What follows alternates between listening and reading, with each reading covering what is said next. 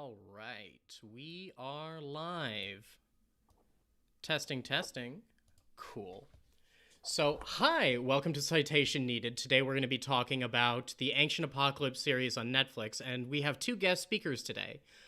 We have Dr. Betsy Bevis, a lecturer for the Department of Classics at U of I in Champaign-Urbana, and she's also an archaeologist. And we have Mike Hall, a PhD student at the University of Arkansas who has a background in conspiracy theory study. Joining us today also are myself, Sophia, and Chris and Christina. So, Betsy, Mike, why don't you introduce yourselves? Explain a little bit more about who you are and what you know. Hi, everybody. I'm Betsy Bevis. I recently finished up a PhD at Johns Hopkins, and I am a late Roman archaeologist, which is not the Neolithic period, but I teach both in the classroom and in the field lots of introduction to archaeology classes and have a deep dislike of pseudoscience and pseudoarchaeology. Hi, everyone. I'm Mike Hall. I'm a PhD student at the University of Arkansas, where I do digital humanities, and I have a background in Near Eastern archaeology, working at a site in Israel. And I've been working on looking at things like fantastic archaeology for years, taking classes in an undergrad, and even writing about it in my master's, and even now. All right, so sorry to call you a conspiracy theory expert in the description, but It works, honestly, to be fair. so I guess let's just jump right into it. What were your initial impressions of ancient catastrophe, just as professionals? Starting with Betsy and then going to Mike. My initial reaction was, I am going to be debunking this for the next 20 years in my undergrad classes, and also just complete frustration at the lack of solid evidence and attention to how archaeology actually works. And It was oh, go ahead, Mike. it was hard to not see the tendrils from Ancient Aliens and other earlier shows that he's just blowing out of proportion here. Whereas earlier shows were a little bit coy, he is just full on saying archaeologists are bad. And it's just like, oh boy, here we go again. Yeah, I noticed that one of his common themes was that mainstream archaeology is hiding information from the public and is, this study and that study wasn't published and these dates weren't published and all of the archaeologists are sticking to their story because these academics hate it when things change. Is there any truth to that? Um, well, it is at best an oversimplification. Are there archaeological studies that have not been published? Yes. Is that a problem recently? Far, far less so than it was, 75, 80 years ago. Okay. Yeah, Oh, let me find a good way to put this. There's a lot of nuance that comes from archaeological work that is cannot be translated super easily into television, whereas he can just elide over that. I've noticed that he does a lot of elision. One of the common things that he does is he brings up a point, elaborates a little bit, and like alludes to a conclusion, and then kind of just leaves it and goes on to something else. Was this also common in Ancient Aliens? I haven't watched it. Oh, absolutely. They do it a lot. Not nearly as bad as Graham Hancock does it here. They try to at least keep the tendrils going, but it's very evident, especially in the later seasons. In what way? Like, what do they do?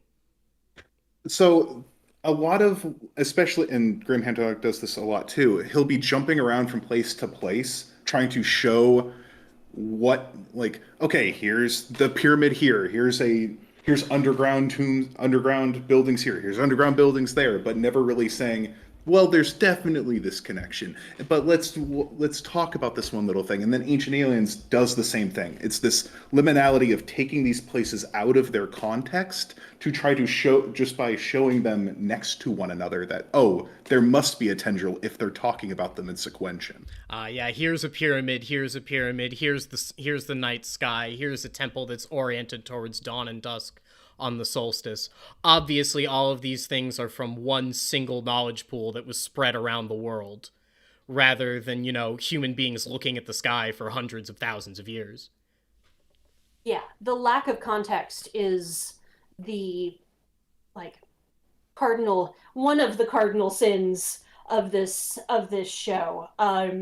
There's no sense of what any of these monuments may have meant in their local time and place, and no sense of how, or usually if, they connect to any of the other places and times, because he's all over the map in time also, any of these things that he also talks about. And I've noticed that he tends to go outside of cultures, he tends to go outside of time periods, and he tends to go outside of regions when he's making all of these, comparisons to things. And that's bad archaeology, right? Oh boy. Yes. That is deeply disrespectful of your subject of study. It's deeply disrespectful of the people who made these things, and actually put in the, observations of, the solstices in their local place, who put in the, sweat and labor to actually build these things. So, in one of his episodes, and this is going to be relevant in a minute, he talks about the temples on Malta, which were, what were they called again, Betsy?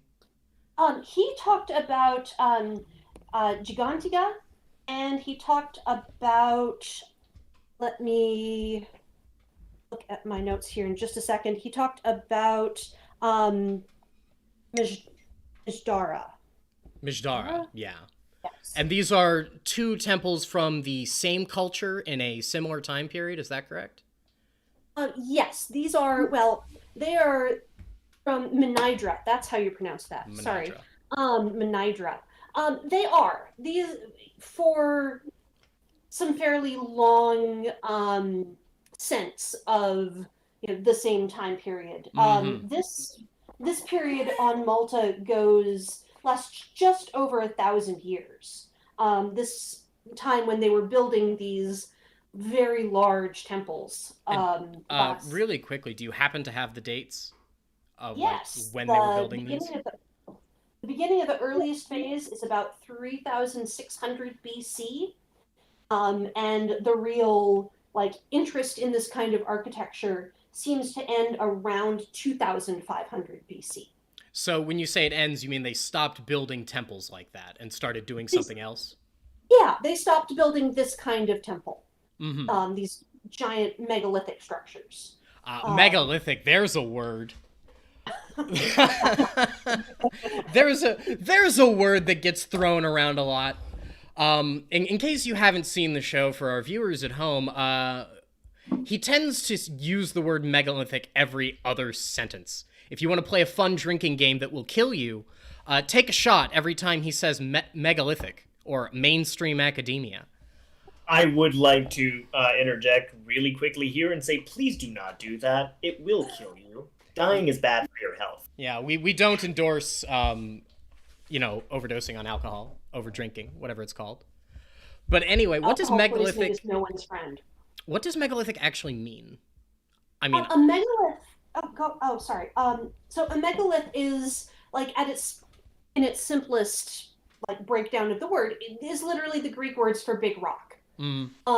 Usually, when archaeologists are using this, what they mean is that this is a very large stone that is too big for just one or two people to handle, but that is used for building or as a monument on its own. And these appear all over the world, really. Big rocks are easy to stack. Big rock, well, Well, Yes, big rocks are common. big rocks are common. If you cutting out a big rock is easier than cutting out small rocks.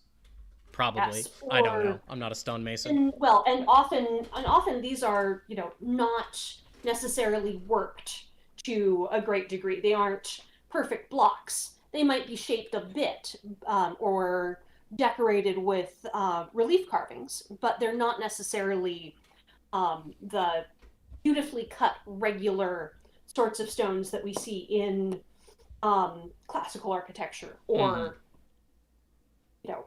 later periods. So you actually have some experience with like archaeology. Like you're an actual archaeologist. Yes. And you've been to Malta. Yes. And did you work on the sites on Malta or did you just like tour them? No, I didn't. I went to Malta just as a very archaeologically interested tourist. So I have seen some of these sites that Hancock talks about.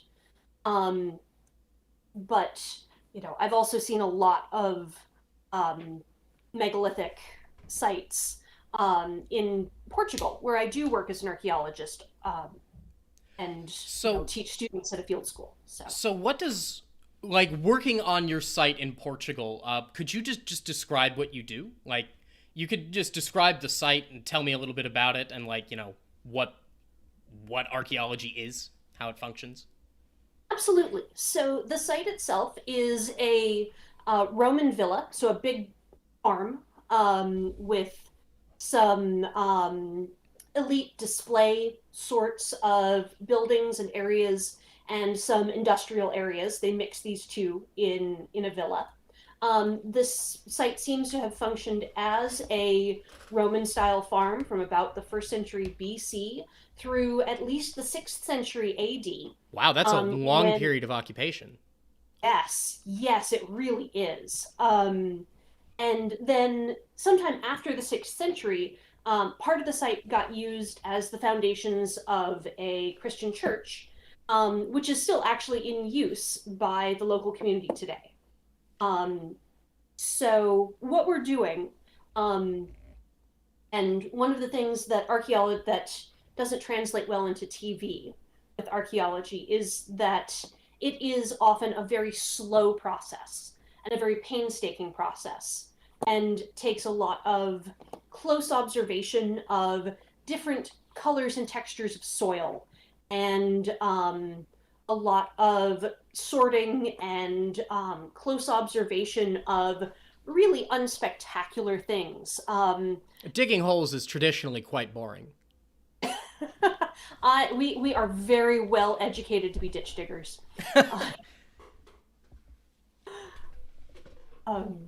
So yeah, lots of it looks like, gardening with a lot of note taking, and involves very few, whips and punching Nazis. Unfortunately. Truly, like, we were lied to. But one of the things that he talks about is like that archaeologists just like try to keep things from the general public. And this is playing into the greater idea of the ivory tower, and the idea that academia and academics have a bunch of secret hidden knowledge that is only for the wealthy elite that we're not going to share with like common people. And so we're not going to tell you what's really going on. We're going to tell you, something else. And as an academic, I can inform you very clearly that I'm not part of the wealthy elite. So you're breaking up a little bit there. Oh, yeah, you're breaking up. Damn it. My microphone is dying. It chose a really unfortunate day to die.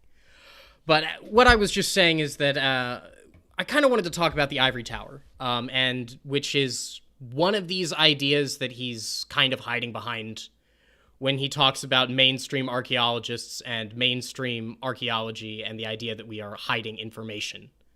Or we, I say, as if I'm an archaeologist. And for that, I kind of wanted to turn to Mike and talk about conspiracy theories and conspiratorial thought in general, and how it kind of plays out on the screen here. Yeah, so the ivory tower here becomes the conspiracy, the archaeologists, the conspirators, and he's very clearly trying to say they're refusing to accept my knowledge. It's this very kind of like victimized, marginalized mentality where it's just like, no, I'm just this maligned researcher. Please, for the love of God, listen to me and not them. And it And leads you down this path of saying that they're closed-minded and that they refuse to, accept whatever he's trying to put, and thus you're going to treat them lesser, if that makes sense. And so he's trying not necessarily to give himself credit or credibility, but he's trying to discredit all of the people who would speak against him, because his own theory makes absolutely no sense. And what even is his theory, really quickly? His theory, as I understand it, is that there was this advanced civilization that before or during the last ice age was building themselves up, and then then I believe the younger dryas impact hypothesis shows how they were destroyed around 12,000 years ago. So what? And that it's Oh, sorry, go on. I was just going to ask, what is the younger dryas impact hypothesis? I've never heard of this. It is a not very well substantiated theory that around 12,000 years ago, during the Younger Dryas period, that we ended up going through this particular part of the asteroid belt. The name is escaping me off the top of my head. And we were pelted with asteroids that caused a lot of climate change and other destructions on the Earth that changed how humans grew. Wouldn't asteroid impacts of that size leave craters? You'd think. Like, if we passed through an asteroid belt and we were pummeled with asteroids so severely that the entire climate of the globe was thrown off and destroyed a global civilization, right? That's what he's arguing. Surely there would be evidence of this. Like, there would be big-ass craters. I mean, big craters. Yes, and his way of explaining this away is that since it happened during the Ice Age, the craters were held in by the massive layers of ice and snow, thus not leaving any physical evidence, aside from the black mats. But that doesn't hold water. So the rain of rocks from space managed to only hit the glaciers. That's at least what he makes it sound like. And very suspect. Wow, all of the evidence just melted. Fascinating. So, back to what you were saying. You were saying that the Younger Dryas period hypothesis, what was that leading into? I'm sorry. It's leading into... One second. Let me catch my thoughts on this. No problem. While that's going on, I want to plug the Patreon really quickly because my boss would be unhappy if I didn't. I love you, Julian, if you're watching. Julian, if you're watching. Julian, if you're watching, I'm so good at my job. But I just want to let you know that for our Patreon, $1 gives you access to our Discord where we kind of hang out and talk to anyone who feels like talking to us, and also lets you vote on some of the episodes that we do. We put up polls. 3 gives you the Patreon feed and a place in the credits. $3 rather. $5 gives you HD art downloads.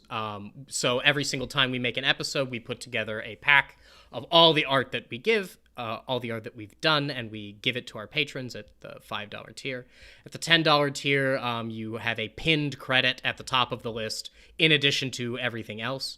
$20 gives you all of that, plus a subscription to Caravanserai Publishing, which is a very interesting publishing house that focuses on classical history, I believe. And then at the $50 tier, which I expect no one to take, to be quite honest, you can commission our artists to make something for you, anything you want. And also you get to be the front of the line for any questions and answers. All of these streams that we do, except for this stream because I forgot, we typically take questions from the patrons first and then answer all of those. And then we get on with the stream. Okay, back to Mike. So we were talking about the Younger Dryas impact hypothesis to tie back to his own personal conspiracy theory. That's what my brain needed to connect back to, that this civilization was thus destroyed during this time, and he is finding the evidence of this previous civilization in Gunung Padang and in Malta and in Turkey and elsewhere. Yeah, and the archaeological sites in Turkey are actually, I guess they're the closest thing he has to compelling evidence. What was it? Göbekli Tepe was the site? Yes. Yes. He talks about a couple of sites in Turkey.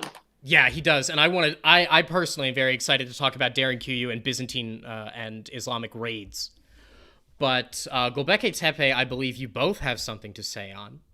Let me bounce back to Betsy really quickly, Mike, and we'll get right back to you.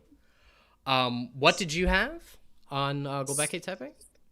So, I have a couple of things on Göbekli Tepe.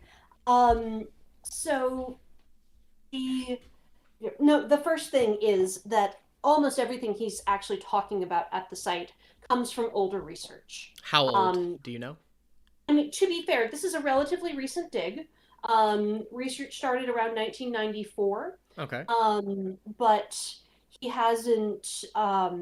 He is still referencing theories that are things that the original excavator of the site came up with, and that have since, in the last since 2019 at least, have been rethought. Yeah. This is a very active and changing dig as we examine it, even though at the moment foreign archaeologists aren't allowed inside of Turkey, I believe. I believe the only archaeologists working on the site would be Turkish. Yes. But based on articles that I have been looking at from 2020, 2017. Yeah, 2017 was actually the last time that foreign archaeologists were allowed on the site. Mm-hmm, mm-hmm. So they're rethinking the hypothesis that the site was all filled in deliberately at once. Mm-hmm. So fieldwork from 2018 and 2019 that was published in 2020 talks about how the original hypothesis that the site was ritually buried, essentially, is probably not correct. They've done closer study of the what's called the fill, the dirt and debris that was actually inside, filling up these rooms with Mm-hmm. their sculpted pillars and things. And based on a closer study of that, it seems that it was probably more likely that this was filled up by debris from domestic use of the site higher up the hill. So the camera this site was occupied, like there was human settlement.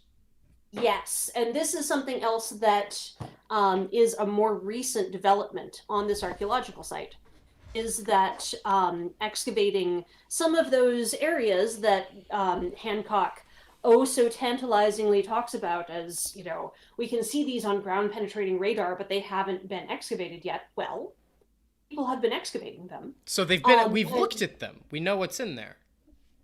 Yeah, and it seems like these are domestic areas. This is not just a ritual site. This is a site with all the sorts of things that people were doing, all over the northern, part of the Levant, southern part of Anatolia, during the Neolithic period.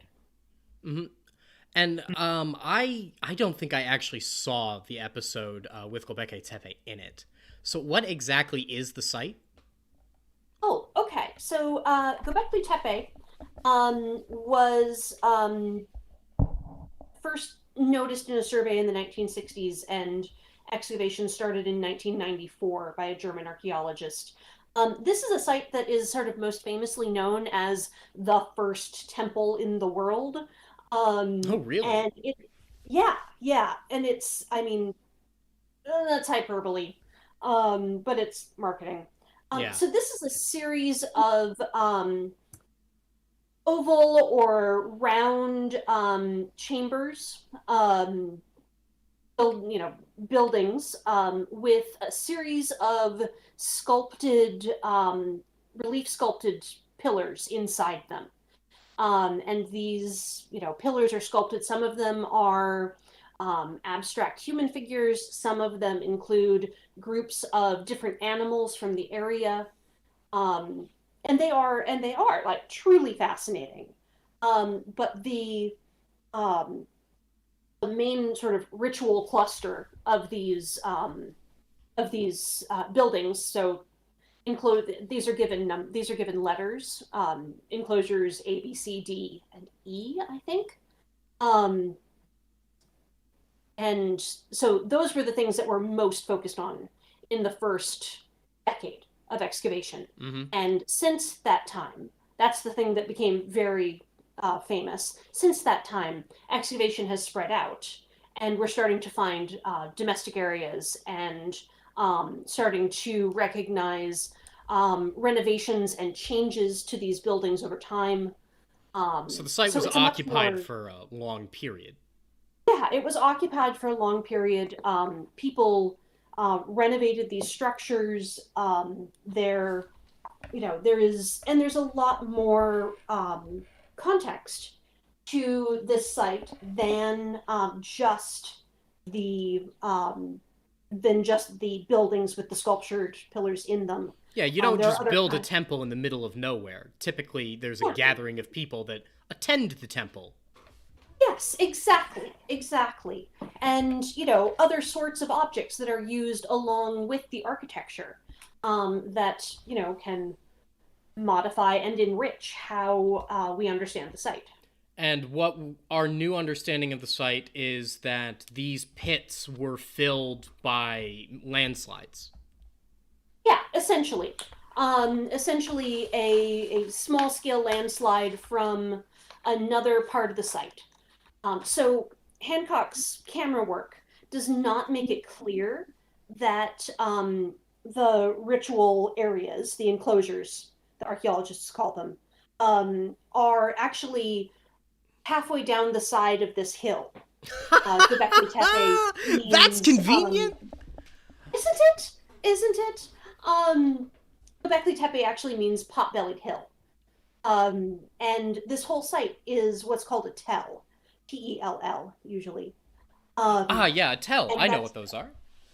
Yeah, they're an artificial hill made by human habitation. I'm just thinking about Schliemann and the destruction of Troy. Yeah. We don't use dynamite anymore, thank God. Thankfully, the archaeologists have discovered that dynamite is destructive.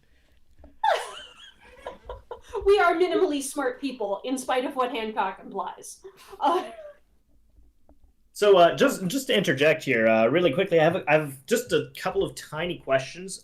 First off, so Betsy, what you are saying is that structures like this are built over a long period of time. People aren't just waking up one morning and deciding to build them? Surprisingly, no. And actually, if we want to, there's a much clearer example of that on Malta, that is like completely opposed to what Hancock says in the in the episode where he talks about Malta. I think it's episode 3, where he says, in a sarcastic sort of way, well, people don't just wake up one morning and decide to build, Gigantisha, which is he's standing in front of. Mm-hmm. See, if you look at the archaeology of this whole period on Malta, that is not the first temple that people built. The earliest temple that's been reliably dated so far is a place called Toscorba, which in the foundations uses much smaller stones, not something that we'd call megaliths. And unfortunately, I've not been able to find the actual centimeter by centimeter measurements of the foundation stones at this site. But the archaeologist who excavated this in the 1960s pointed out that the superstructure, the walls of this temple, seem to have been mud brick. So it's not megalithic like Gigantija or that Hancock.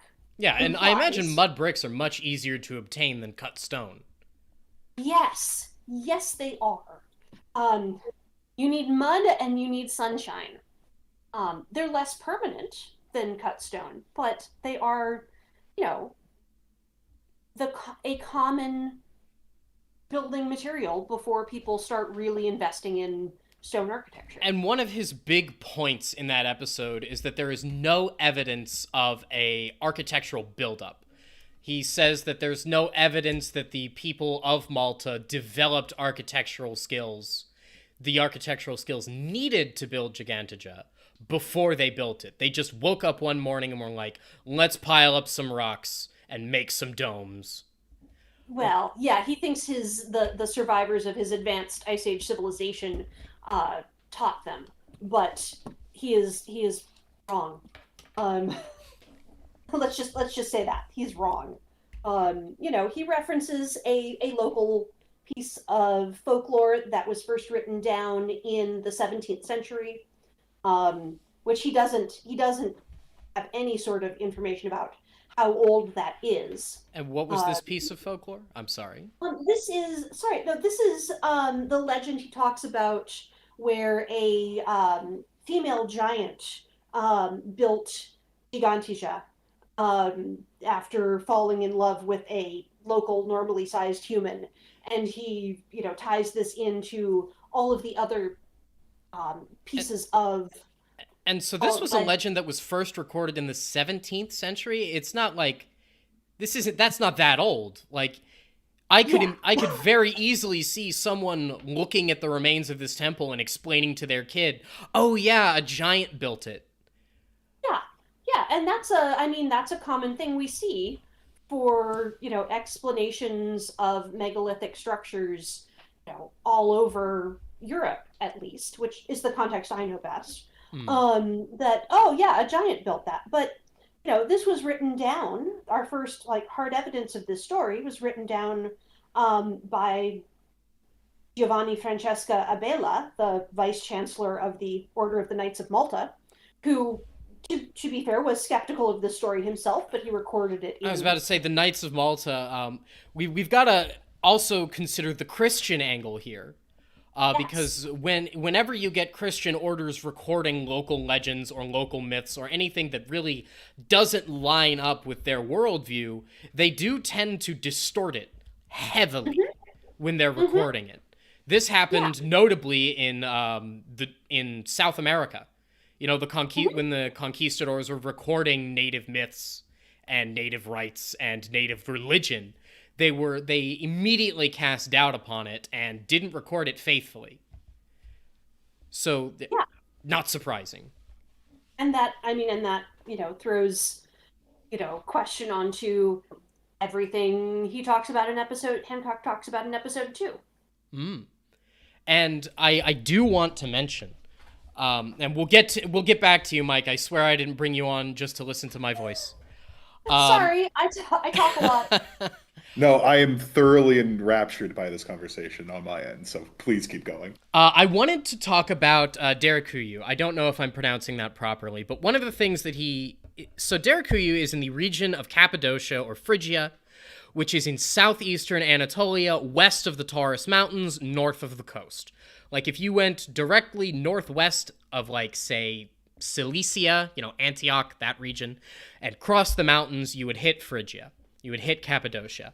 And this is a border region. Cappadocia has been a border region for a very, very long time. It sat on the borders of the Hittite Empire and the Assyrian Empire. It sat on the borders of the Byzantine Empire and the Islamic Caliphates. It sat for a while on the border between Persia and, who's the guy? Croesus, Golden King. That was part of his kingdom, the kingdom of Cappadocia and Phrygia. It sat on that border. And what I'm getting at here is that it's been a border region for thousands of years, and it is a region with a lot of soft stone in it, which he does address in his episode. And also in the episode where he talks about Derekuyu, he says, invading armies only come to conquer and occupy. So I want to tell you a little bit about the history of border regions, which is that that's not what happens. Border regions are typically subjected to raids. I'm a Byzantinist. I study Byzantine Islamic relations.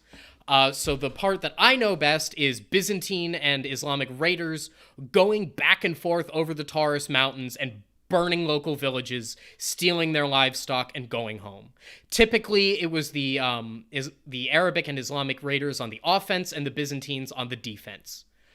So the region of Cappadocia, it makes sense that they would dig structures into the ground. And also, culturally, if you read Xenophon's Anabasis, he talks about traveling through a region that we think is Armenia, where there are just villages of houses built underground that include stables and bedrooms and temples and all kinds of stuff.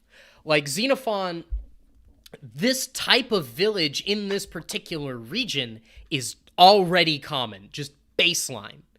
So, of course, they're going to dig into the tough, and of course, they're going to make big doors to keep raiders out. And Hancock tries to counter this by saying that anyone who is determined with picks and sledgehammers and chisels could easily get through these tough doors and get to, like, the meat, right, of the people hiding inside the stone. But that assumes that A, they have all of this equipment, B, they even know that the village is there, and C, that they care enough to get inside. Because the entrances to these underground cities aren't like on the side of a mountain with big dwarves built around them, with lava pouring out saying, hey, there's an underground city here. They're holes in the ground, right? There are people who are hiding from raiders and who are hiding from, like, hostile armies who don't want to be found and who have also built defensive doors. So even if you find this little hole in the ground, how many guys can you get down there to actually swing picks, and how much do you really care? You're 1,000 men on horseback come here to take a bunch of grain and a bunch of cattle and go home before the local garrison can come out and stop you. So you're not going to sit around and chisel at a door. So my point is, his description of Derekuyu as a bunker is kind of correct, in the sense that it was human beings hiding from other human beings during a militant scenario. But Derekuyu was, and the other connected cities, and also he makes the argument that they were connected by giant tunnel networks, which he doesn't substantiate at all, other than pointing out that there was a collapsed tunnel that we don't know where it goes, which means nothing. These cities were not meant to survive an ice age. They were meant to survive a brief siege. That's all. I just wanted to point that out. His episode on the Sumerians. Okay, I didn't actually see the Sumerians episode. I'm going to be honest with you guys. I kind of missed it. I don't have a Netflix subscription, so I watched key episodes, and everyone else has watched it, but not me. So, I got away with being less angry about things. Absolutely. But what does he have to say about Sumer? I'm curious. I actually just wanted to butt in really quickly because, just as a quick heads up to everyone watching, we asked these guys to be here for about 1 hour, so we've got about 20 more minutes. So I was wondering if we could talk a little bit more about conspiratorial language. Yes. This is something that we're very prepped on. So, Mike, when we were prepping work, you wanted to talk about dog whistles. Oh, yes. Time for the fun part. So, in the first 2 episodes of the show, he says a very key phrase, which is a species with amnesia. And I give all credit to John Hoops for pointing this out in a Twitter thread. That is the name of a book by a white nationalist neo-Nazi by the name of Robert Cipher, which I have the thread pulled up so I can read. You cut out there, Mike. Find it. Yeah, I know. I'm having push to talk on. Let me grab it and I'll finish my sentence in just a second. All right. So, on the back of the book, Species with Amnesia, Our Forgotten History deals with the events surrounding the sudden emergence of modern man, starting with the dawn of Cro-Magnon 35,000 years ago, leading up to our modern civilization. What are our true origins? If we don't remember our history, are we doomed to repeat our mistakes? Robert Cipher is an author, producer, and anthropologist. Mike, No, he's not. He specializes in linguistics, archaeology, and paleobiology. A harsh critic of the out of Africa theory, Cipher puts forth alternative to fusionist arguments often involving advanced antediluvian civilizations, occult secret societies, ancient mythologies, alchemy, and astrotheology. Hold on, slow down, slow down. You're going really fast there. So he doesn't like the idea that human beings originated in Africa and is offering a bunch of other theories as to where humanity could have come from. Is that what that is? Yes. I wonder what motivates that.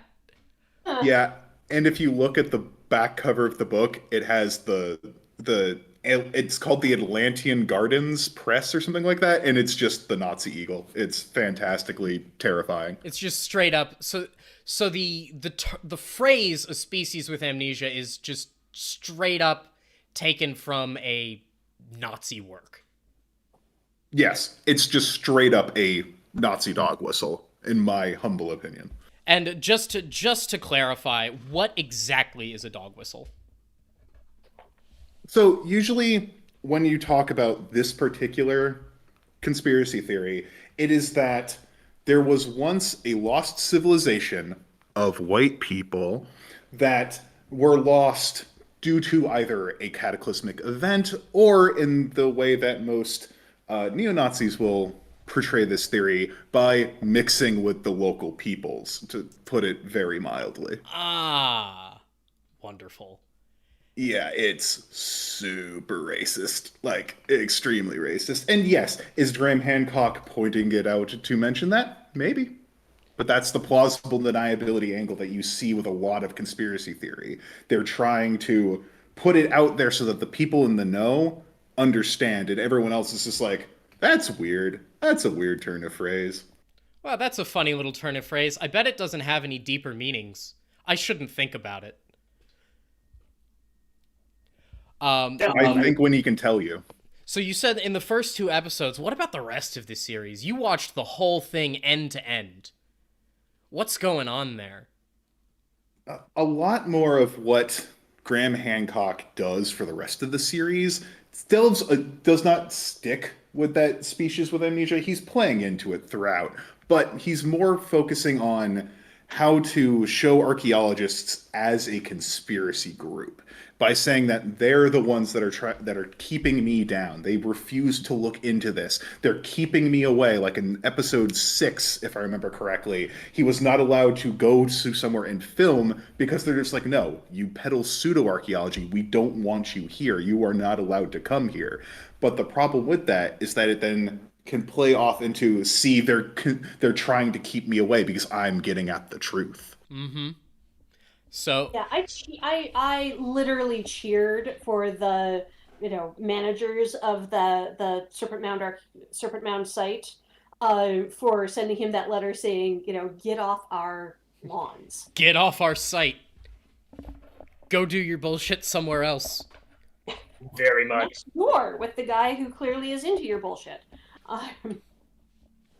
I appreciate that, like, they were called out, or that he called Graham Hancock out, but also that he very much recognized the fact that if you give a platform to people who are peddling conspiracy theories, you're letting that conspiracy theory propagate. And actually, that is kind of relevant to what we're doing right now. Mike, would you care to cover that? Is it better to talk about a conspiracy theory and try to debunk it, or is it better to just ignore it? So this is a really hard question to answer because it really depends on how you want to come at debunking the conspiracy theory. And it's one that has endless amounts of talk, and I can throw up 37 different articles and other books that talk about this. But in my personal opinion, it is better to debunk it in any way, shape, or form than to just let it be out there. yes, it can play into the theory by saying, like, the people that are kind of too far gone, which isn't the greatest term, but you know what I mean. Yeah, people who are They're deep go down that rabbit hole. Yeah, the ones that are going to just believe it no matter what, yes, they're just going to say it's part of the theory, it's part of the theory. But there is something to be said of just having that proper information out there that maybe you can grab some of them back. But you have to do it very particularly. And maybe it's not the best to focus on exactly on Graham Hancock. Maybe it's just good enough to talk about, like, oh, here there's this idea of an ancient apocalypse being thrown about. Here are some ways that we can clear up the clear or make clear the nuance of true archaeological theory. So I'm you said something there that has me very curious. How do you bring people back? Like, how does one rehabilitate a QAnon supporter? A lot of, and this will sound really weird, but it's a lot of empathy and compassion because clearly, and Yeah. there's been a lot of studies on this, that people will be more conspiratorially minded if there's job insecurity. If they have this high level of anomia, which is a term which means the world is at its worst place and I don't want to have children because they will be brought up in this hell world, and other sorts of like marginalization, or even if it's just perceived marginalization and not real marginalization, that will drive people to conspiracies because it will satisfy psychological needs that are not being met by current society in some way, shape, or form. So So by showing people some level of compassion, you can try to grab them back. so conspiracy theories are almost like a coping mechanism for persecution or perceived persecution. Yes, and especially for historically marginalized groups, that has been their use. This is a way to be have a voice when you are otherwise voiceless. And so this sort of compassion, like obviously you can't walk them and saying, "Look, you guys are believing in some things that are really disconnected from reality." Like you can't start there, right? You can't I guess you can't start with calling a cult a cult. You have to start from somewhere else. Where do you Yeah, start? that is a question that I wish I had a good answer for. There are better people than me to discuss those sorts of things. It's because I'm not entirely sure.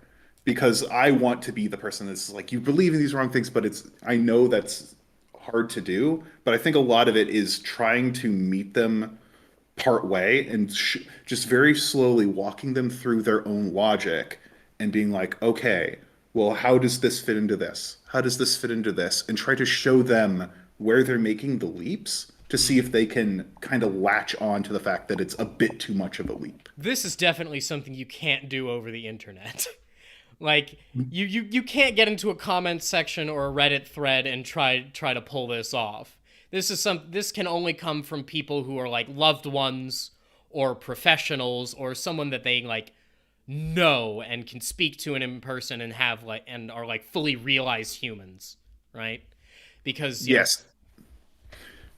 Go on, sorry. I was just gonna say, people on the internet, you and I, we're just voices in a box. And people can yell at us all day long because, we're not people. And that happens for every internet argument in existence.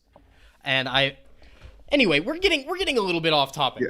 Yeah. Let's go back to Ancient Apocalypse or Ancient Catastrophe or whatever it's called. You had wanted to talk about rhetoric. I have that bullet point here. What does that mean?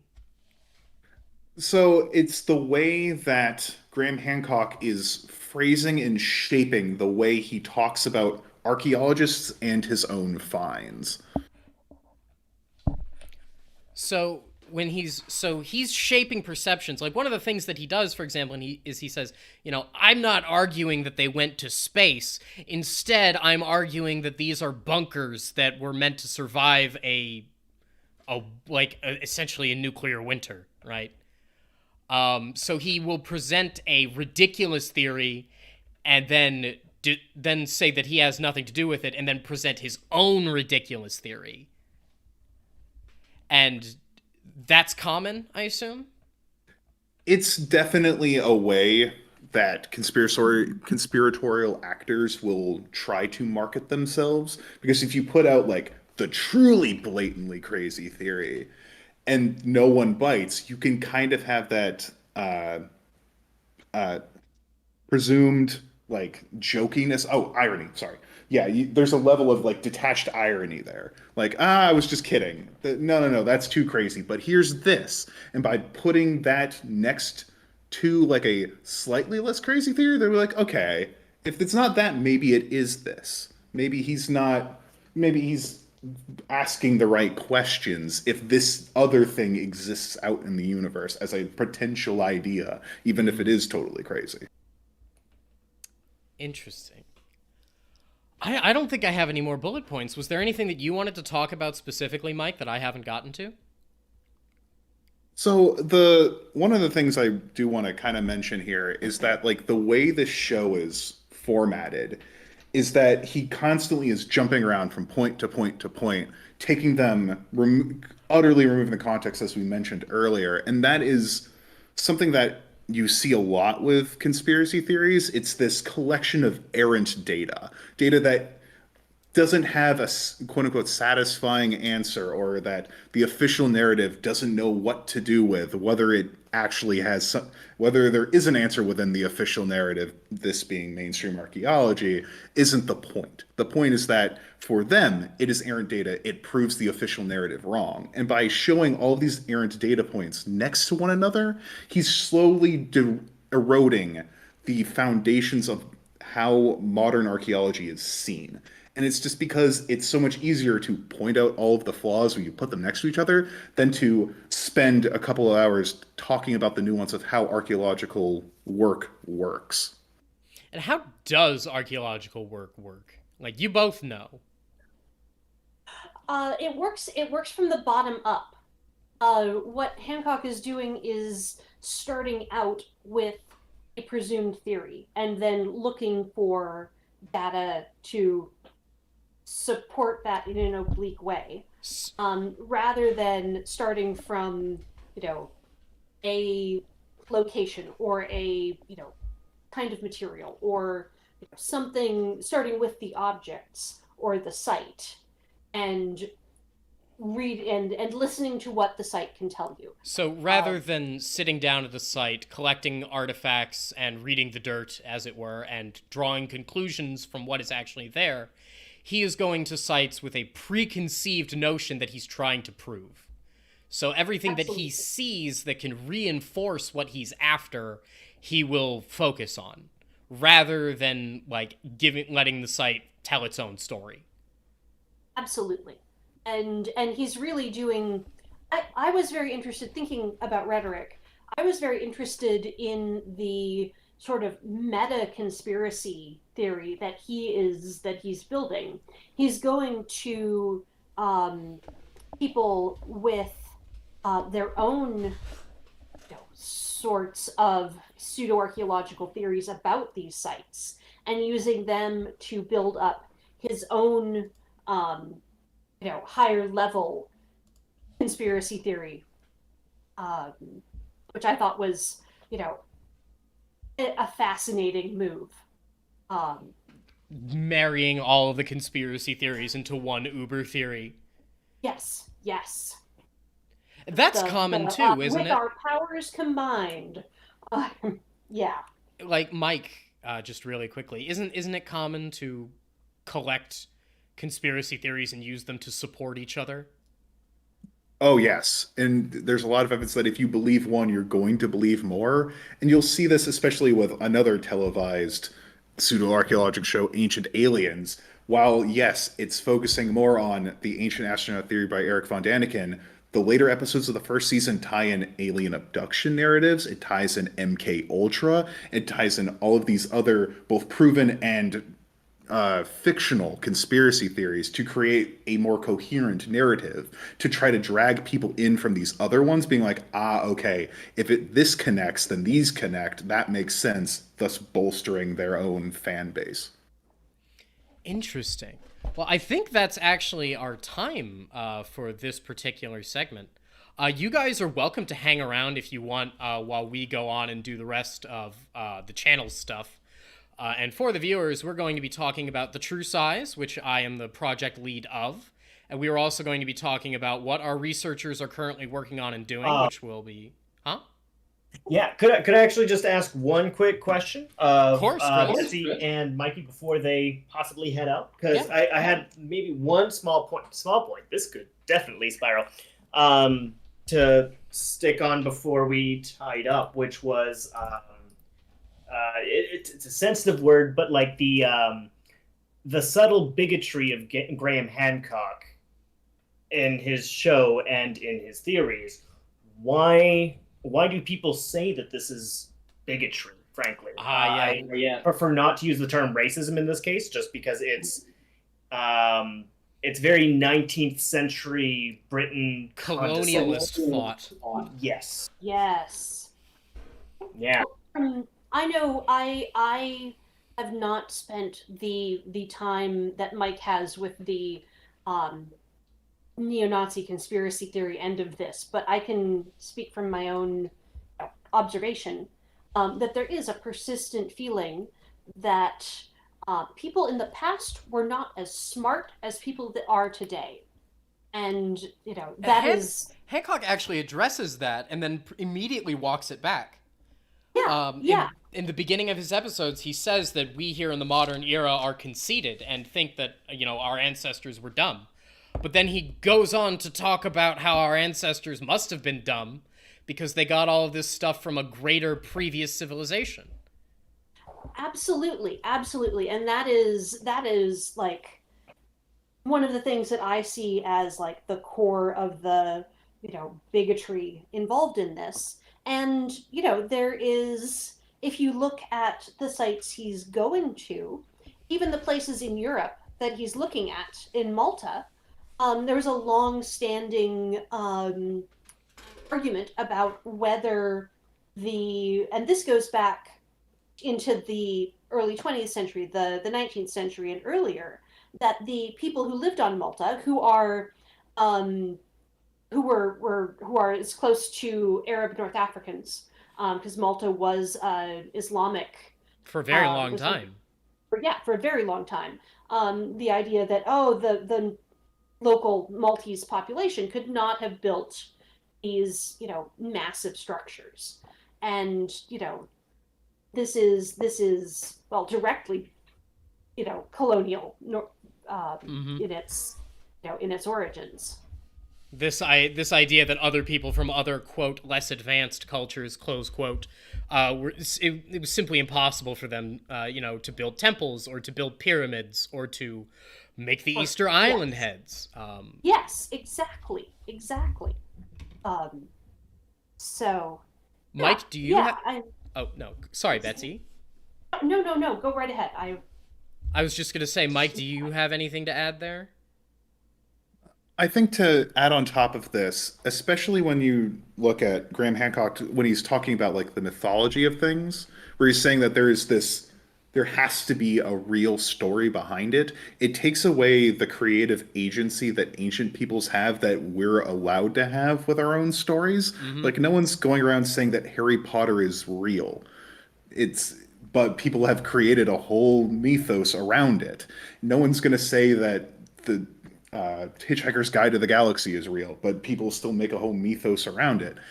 To say that everything has to be this literal sense, again, plays into what Betsy was describing, this sort of primitive nature of ancient peoples, that they could only describe what was around them and they misunderstood in the case of ancient aliens, or that they couldn't possibly have had the sophistication because they don't have that sort of creative grasp. Mm-hmm. People of the past aren't allowed to tell stories without it being of some sort of ritual or like mystical significance. Like I can't like make up a fun story to tell my kid about the temple that like we see because we live here without someone coming along and interpreting that literally. Like I can't tell a story. For example, Christina, actually, you've been quiet. You had something to say about Atlantis and Plato's Republic and all of those connections, didn't you? Yeah. I mean, basically, Atlantis is just an allegory. And Plato makes mention of that within the Republic. And so the way, I'm sorry, let me just, I think he has a pretty poor misreading of Plato's Republic. The reason why, as Plato says, Atlantis was destroyed was because the gods were angry at the inhabitants for their hubris. And it was meant to be a warning of not getting too big in your bridges and all that. And so the only time Atlantis ever appears within the primary sources is just Plato's Republic. It doesn't appear anywhere else. It's never mentioned. So, I mean, when I watched it, my first thought was, how can you look for a site that Plato uses as an allegory? It's not real. Yeah, because Plato's Callipolis is just a metaphor for the soul. Right. That's just all the Republic is how to live your life best. Right. It's philosophy. And I mean, yeah, Plato is a philosopher. He's not a historian. And the Republic is a philosophical text. It's a dialogue. It's not a historical one. So, I mean, that was my biggest gripe with that episode of Atlantis. And Betsy and Mikey can jump in at any point here.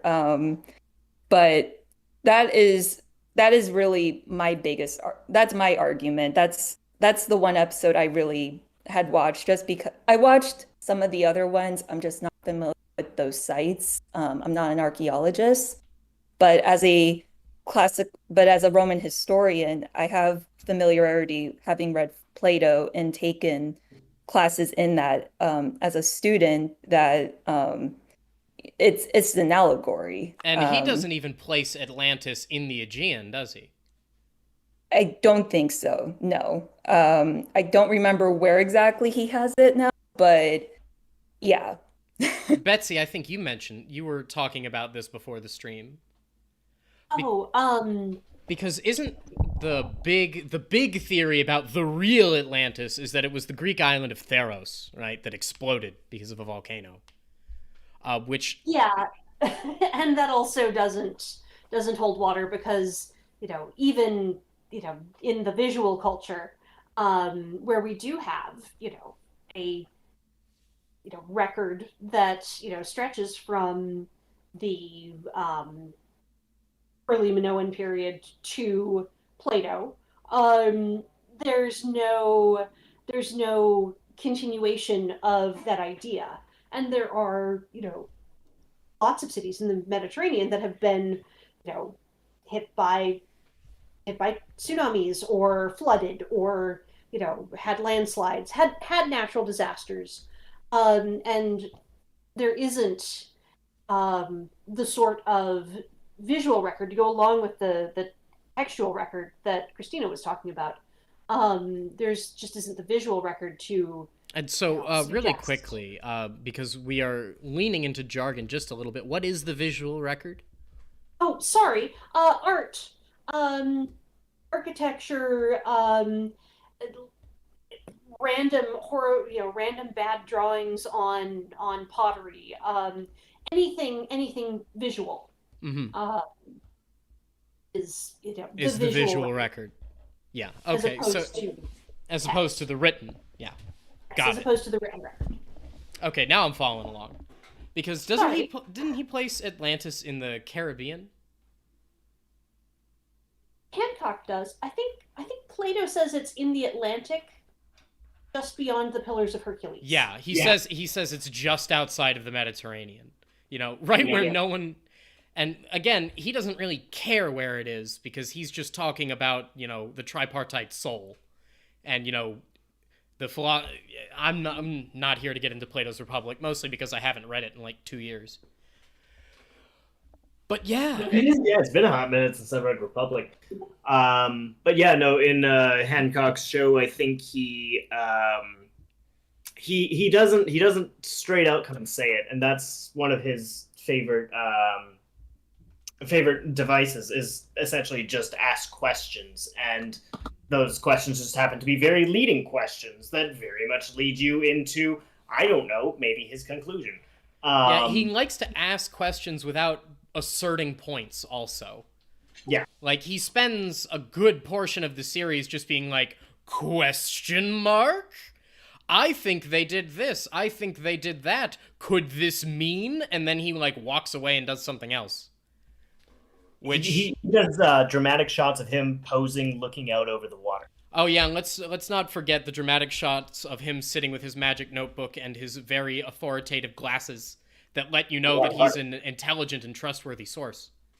100%. Yeah, no, I like to joke the episodes originally took me twice as long to watch as the episode length actually was, simply because I kept pausing every 20 seconds because I had to be like, okay, you see, like, A, the rhetorical devices he's doing, and B, everything he just said is like either he includes a grain of truth, but then he lies underneath it, or he has a feeling and bases his entire theory off of this theoretical assumption. Wow, this site feels weird. It must reinforce my beliefs. It's a warning. It's a warning. It's a message. Now we've definitely gone over time. Mikey, Betsy, it's been a pleasure. You are welcome to stay and continue to comment as we go on and do the rest of the stream, which is just the typical wrap-up stream where we talk about what we've been doing on the channel, which would be, you know, the true size in my case, Roman death and Polynesian exploration in the case of Christina, and live history in the case of Chris. So, hey, let's get on with it. It's about to be way less exciting, guys. We're back to the normal stuff. Back to talking about how we do history. And we're going to I'll start... stick around for a little while. Cool, so I've got... I apologize. I have to go, but just because it's a busy time of the semester. But thank you so much for having me on. No problem. Thanks for coming, Mike. All right. Have a wonderful night, everyone. You too. Bye. Bye. All right, so first I would like to talk about live history, which means I get to turn it over to Chris. Hi, it's me.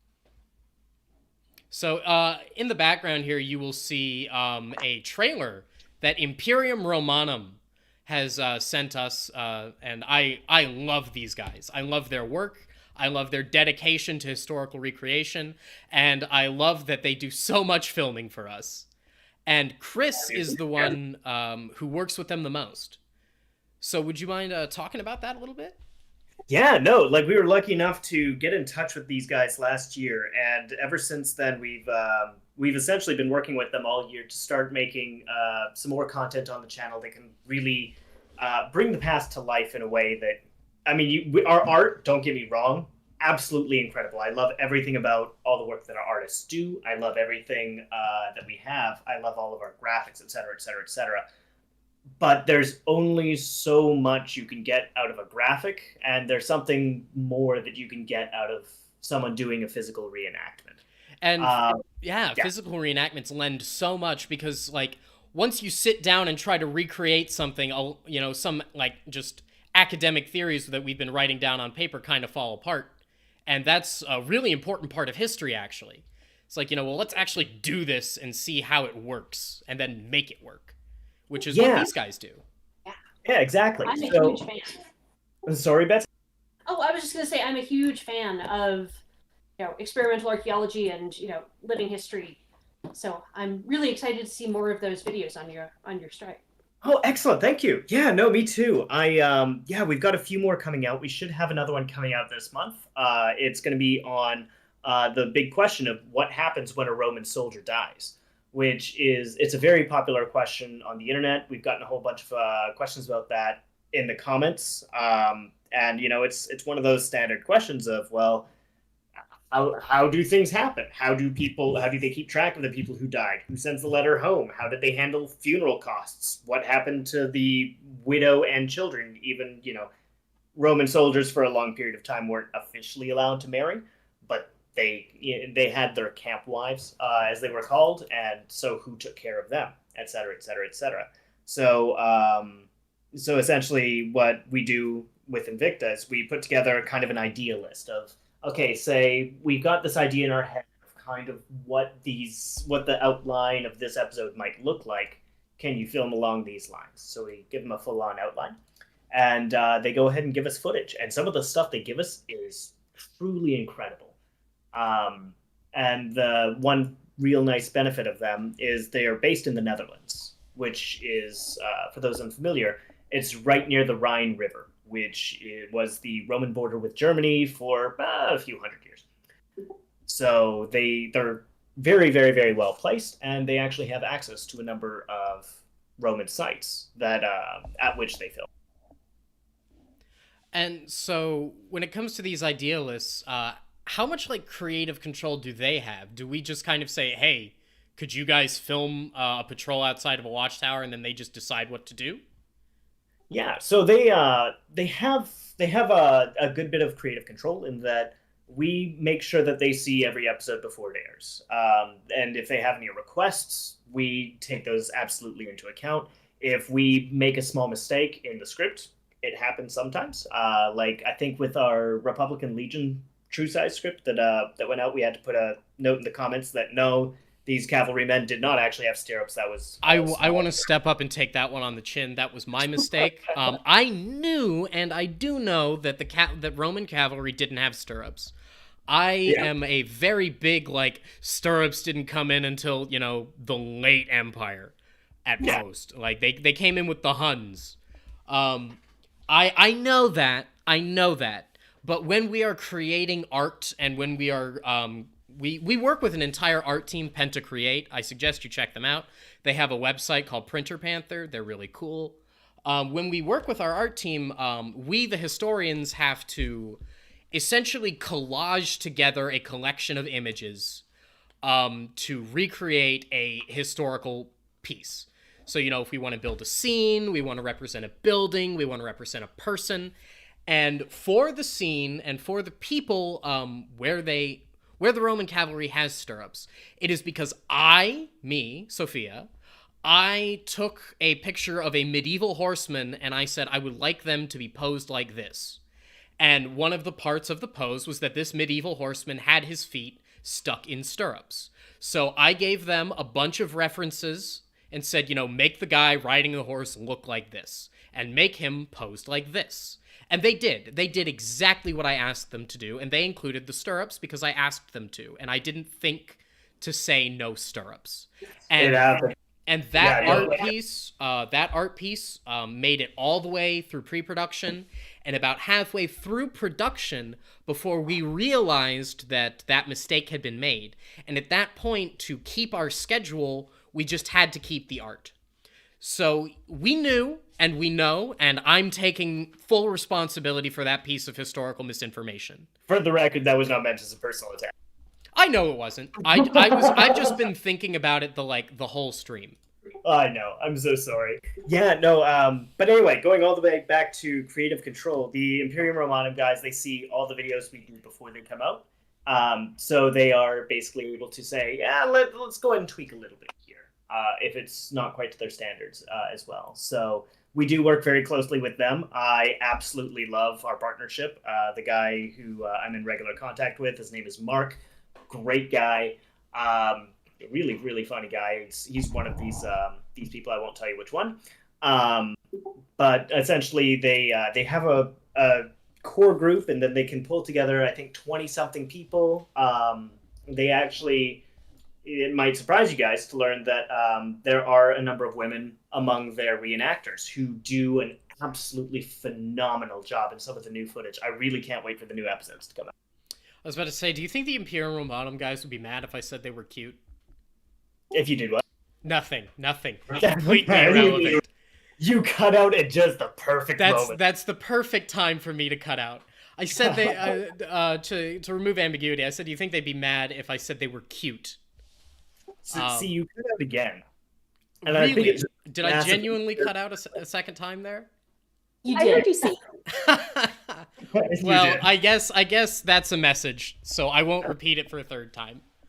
But I love their work. I'm just like staring at this Lorica segmentata and thinking like, wow, getting an up close look at the hinges and the straps and the rivets and just, how they hold the pose. This is the sort of footage that also you wouldn't see in an episode because we have this funny little zoom in here at the end, where the camera guy gets a little silly and the guy posing gets a little silly. And this is the sort of thing that we have to cut when we're doing major episodes because they have to be super serious. Because we're a serious history channel that does serious history. Exactly. And what's actually really interesting, I know this is a little bit of a side note, but the most common thing we actually find as evidence for Lorica segmentata is actually those little hinges. Just because they broke all the damn time. Like something would go wrong, yada, yada, yada, and the Legion blacksmiths would repair them and they would just toss these hinges on the trash heap. So we still have like these little finds of these hinges that have survived because the bronze doesn't corrode the same way the iron does. And I also do want to talk about Lorica segmentata really quickly, because we tend to represent legionaries. Like, for example, in our Imperial Legion True Size video, we chose to represent legionaries in Lorica segmentata, rather than Lorica hamada, which I believe is the term for chainmail. So, interestingly enough, there is a good reason for that, and it comes down to the same idea that...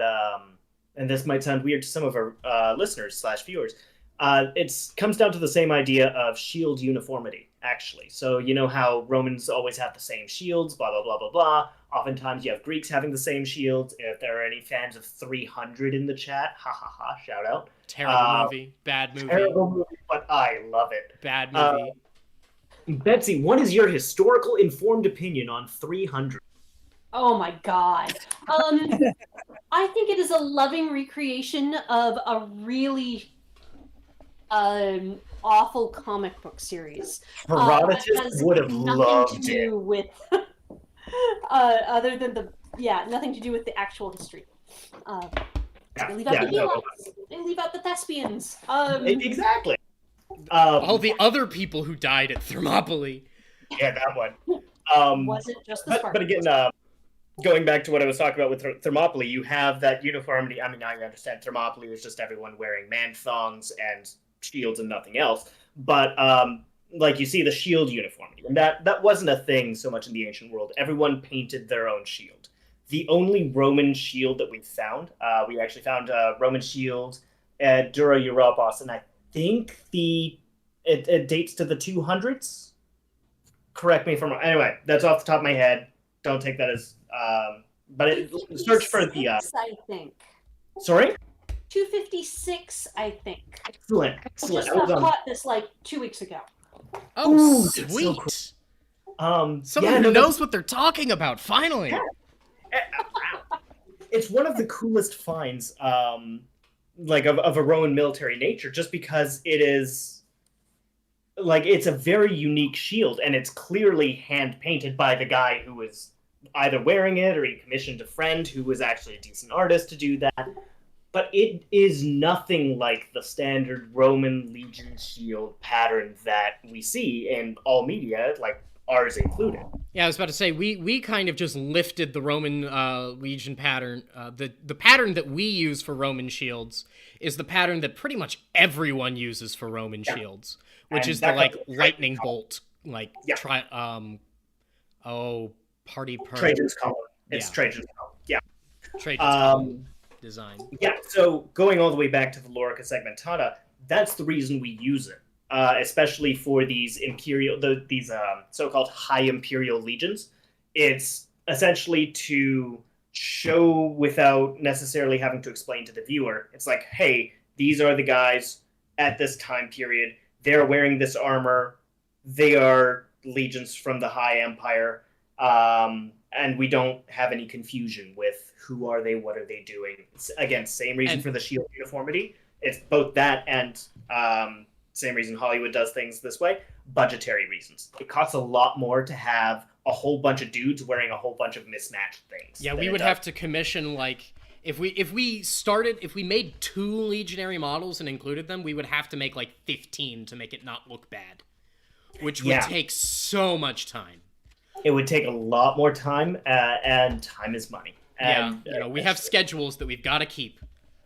Yeah, and if we want to put out 4 to 6 episodes every single month, the only way to do that is to make things a little bit more uniform. Yep. So, and also Lorica segmentata. Here, it looks cool. It looks cool, and it's very unique. Like, that's not an armor style that you see anywhere else, I don't think. Like, it's very unique.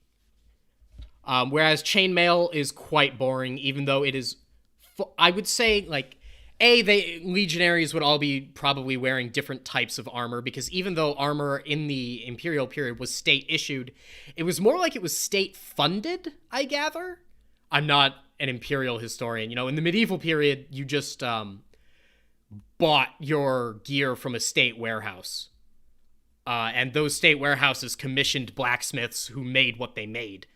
And, you know, that introduces a lot of variety into, like, thematic gear. Thematic here being, for the term Byzantine theme, which are their military provinces.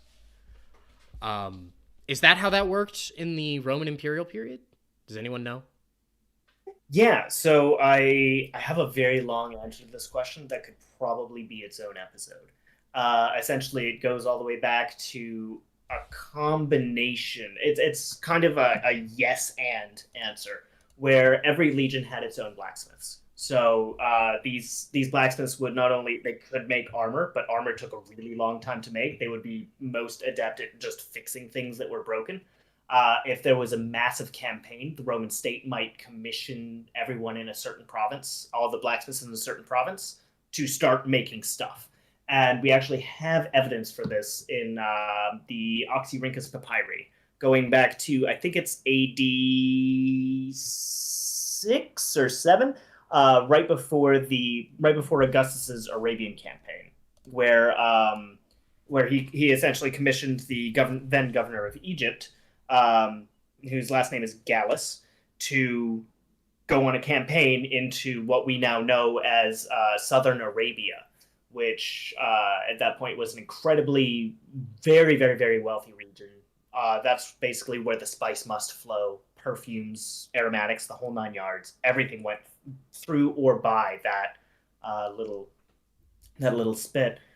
Spit is the wrong word, but section of land. That little horn. Yeah. And we actually have the receipts / the commission, where the governor commissions every single blacksmith to provide X number of, I think it was, I can't remember the exact word he uses. I think he uses just the word general bronze, kind of like people would use the word iron for a sword. So he just said, we need this much. Yeah, we need this many ferrums by this time. All of you are going to make 5 ferrums, essentially. Yeah. And actually, Betsy, since you're here, sorry to cut you off, Chris. Sure. But since Betsy's here, what's your, like, specific field when it comes to the Romans? I work on a couple of different things. Villas in the Western Roman Empire, especially at the very end of the Roman period. And, like, to get really academic here, I'm really interested in how we decide what we call Roman and what we call medieval. Oh, yeah, that's that my goes in a lot of shit. different directions. I am very interested. How do we decide that, Betsy? Oh, it is. I have yet to come up with a pat answer for that, because, you know, it's who are you talking to? Where are you talking about? When where are you? About? When are you? Who are you? When are you? What's the, you know, I'm really interested in, like, the scholarly history of this, and how it influences things like the 19th century, you know, creation of things like France and Germany. The connection of the Roman Empire to modern nation states, that's actually what I wrote my undergraduate thesis on, was the medieval concept of the Roman Empire, specifically looking at the Holy Roman Empire and the papacy and the Byzantine Empire, all three of these, which claim to be successor states to the Roman Empire, or just straight up the Roman Empire, or the Roman Empire reborn. So I studied a lot of that. If you want my answer to when the Middle... There's like 3 different answers to when the Middle Ages began from a Byzantinist point of view. The first answer is when Diocletian introduced the serf laws. which is like seen as kind of the very, very, very beginning of like medieval feudalism. The second answer is with Constantine and the formal adoption of Christianity within the Roman Empire, because that's when Christian theology really starts to kick off, and it, becomes irreversibly intertwined with the Roman Empire. And then the fourth answer is the Middle Ages start in 476 with the fall of Western Rome and, the termination. Although really the Western Roman Empire died off in 480 with Julius Nepos, but no one cares about him. Julius Nepos. No one cares about Julius Nepos. I So don't what do actually you- know who that is. Yeah. Technically just the last to- Roman just to- emperor. Take this conversation directly into that thing. What do you think about Justinian? Because I hate tend Justinian. to- I despise Justinian to the deepest part of my soul. I hate that everyone likes Justinian. He wasn't even that good of an emperor. His grand reconquest was such a massive and pointless waste of resources that didn't need to happen. It was entirely just his own goddamn pride that killed and destroyed so many people and crippled his empire. That is All all. right. Sophia, I feel like you have strong emotions about this. I have strong emotions about Justinian. Fascinating. I use that when I'm teaching Roman Civ. I use that as the end. This is the last attempt at somebody who called themselves Roman to really, rule all of the Mediterranean at once. It was an impossible task. Like his. Oh yeah, unsuccessfully. And there were other things like change the change from Latin to Greek. Justinian was the last administrative- native, Latin-speaking emperor. Yeah. So, and it lets me talk about the end of Rome for a longer period of time, more late antiquity, please, than ending things with Diocletian or Constantine. But, yeah, that's because I do have to end a semester, that is where I put the end for the Mediterranean wide. But no, I think Justinian is. I personally, if I was to push it all the way out to Justinian, I would step up to Heraclius and call that the end. Because Heraclius is the last period of true.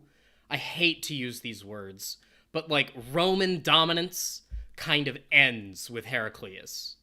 Yeah. It is both restored by and ended under his watch. And Heraclius is also my favorite emperor. Love that guy. Love all of his incest. He's wacky. His takes on Christianity are wild. Single-handedly responsible for destroying the religious unity of the empire because he would not stop banging his cousin. Love him to death. But yeah, I don't like Justinian. I noticed. What are your thoughts on Justinian, Betsy? Oh yeah, tell me tell me about Justinian all you want. I am fascinated by him mostly because I find Theodora interesting, and Theodora's great. Love Theodora. To point out that all of these all of Procopius's slanderous stories about her are the same kinds of stories that they told about Cleopatra. That they this is what happens in the ancient world to women who Have get power. political power. Yep. And with the side order of God forbid you not be able to trace your ancestry back through 300 years of Macedonian royalty. If you be an ordinary person, Oh no, we can't have normal people in positions of power. She must have slept her way to the top. She must not have any other merits. She's just some whore.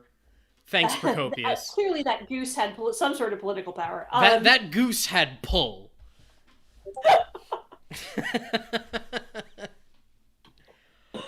Oh, I've let the stream sit idle. Hold on. There we go.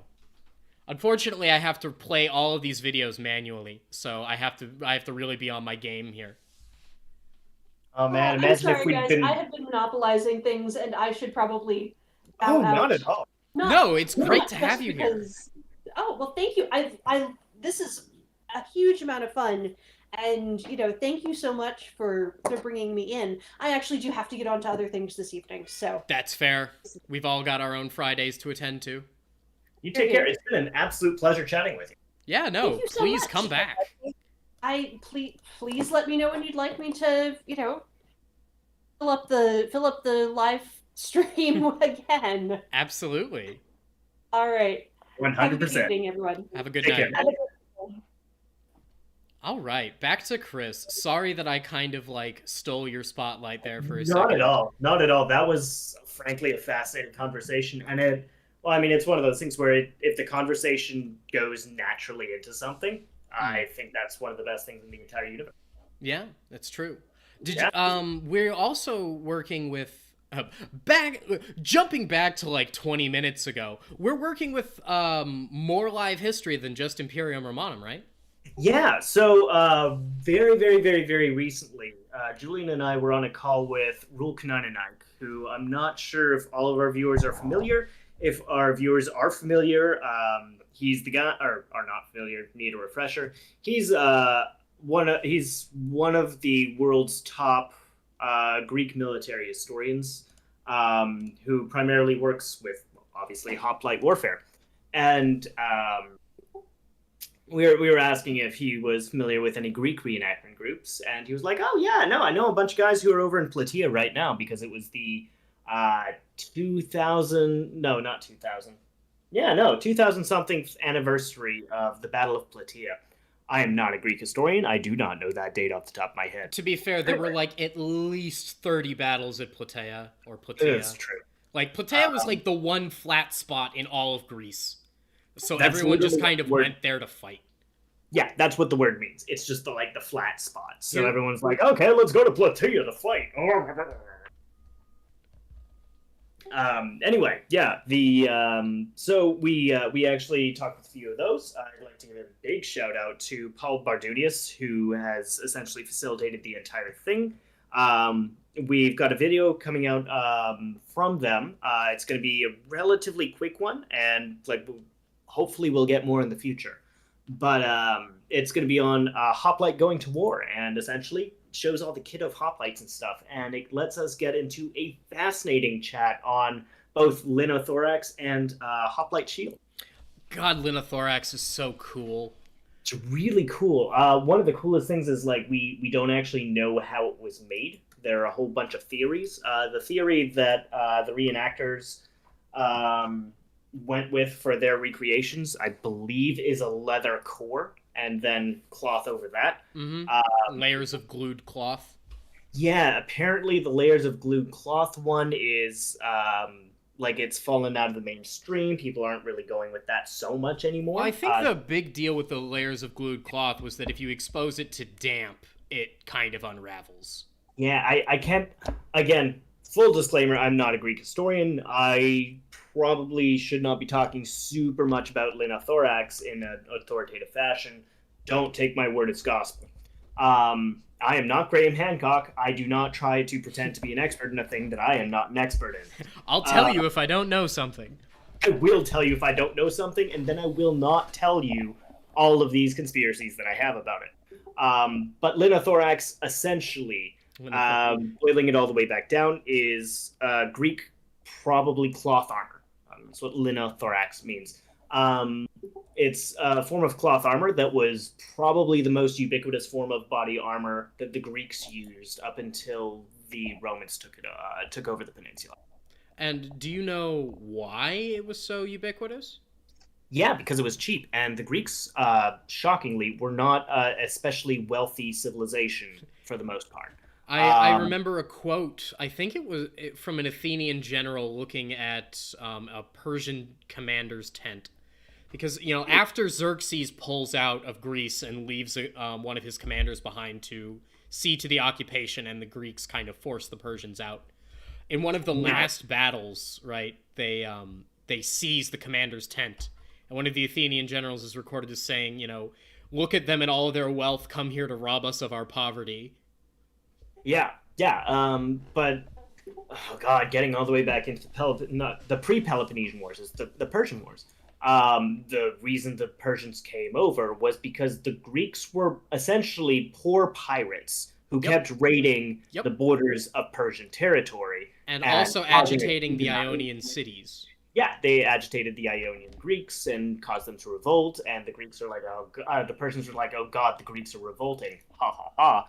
And eventually they tried to squish it at the source, but that didn't work because the one thing the Greeks city-states hated more than each other was someone else coming in to stop them fighting with each other. It's true. Yeah. So what's really interesting about linothorax is it's the fact that it was as ubiquitous as it was kind of proves the point that hoplites, for the record, for everyone listening, hoplites are considered heavy infantry. Most of them wore cloth armor. Yeah, the term heavy infantry is incredibly misleading in almost every context that it's used. Yeah, cloth is not bad at being armor. It's cheap. Everyone, you just have to basically get a nicely padded coat, and it won't save you from, stabs necessarily, depending on how it's made, but it can deflect a whole lot of stuff. It can catch arrows that would otherwise hurt you. It will protect you. And it's not that body armor isn't necessarily your only armor. You've got your shield, you've got your helmet, sometimes you've got greaves if you can afford them. Maybe you could sew some scales onto your linothorax, but that cloth works, which is the reason people used it. We've got a question from Jabba the Hutt here. Did armor in the Levant look like Greek armor in the time period of 500 to 100 BC? No. I don't necessarily want to answer that, but also I want to kind of say, actually, probably. Really? Because 500 to... Wouldn't it be majority Phoenician Persian in the Levant? That's post-Alexander, I think. Or was Alexander the three... Alexander's 323 is when he dies. 323, okay. Or 322, so, something like that. So, yes and no. How about that? Yeah, because post-Alexander, probably. Yeah, post-Alexander, you have the Macedonian successor kingdoms who equipped their armies in the Macedonian style, used sarissas, used Phrygian helmets, used, hoplons and stuff. But before then, it was Persian. And the Persians, one of the reasons Alexander's conquests were so successful was that the Persians were very decentralized. A Persian army had no uniformity. You called people up by culture, and they wore whatever they wore. So if you're breaking up pretty badly. Oh, I'm so sorry. No, the Persian Empire was very decentralized. Am I better now? Yeah. The Persian Empire was very decentralized, which meant there was no state-issued armor, there was no state standardization when it came to the Persians. The Persians were more interested in collecting taxes. Yep. Their governing philosophy was mostly, if you pay us, we'll leave you alone. Yep. It was... What? Play on the video. Oh, hit play on the video. You're right. Sorry. Got distracted by talking. No worries. I didn't do that too. No, the Persian Empire could honestly be better described as a tributary empire than a state. So all of the independent cultures that were within that blob wore whatever they were going to wear.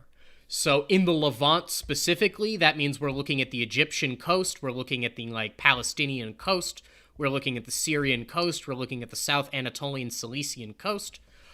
These are all Levantine cultures. That means, they are browner than the Greeks typically, and they were probably wearing cloth or scale in some way.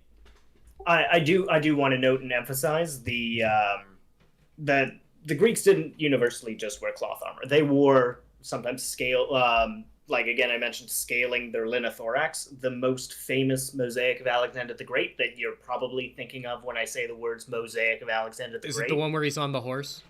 Yeah. And the Persian king is running away from him? Yeah. Yes. He's wearing linothorax with scales across the abdomen. Interesting.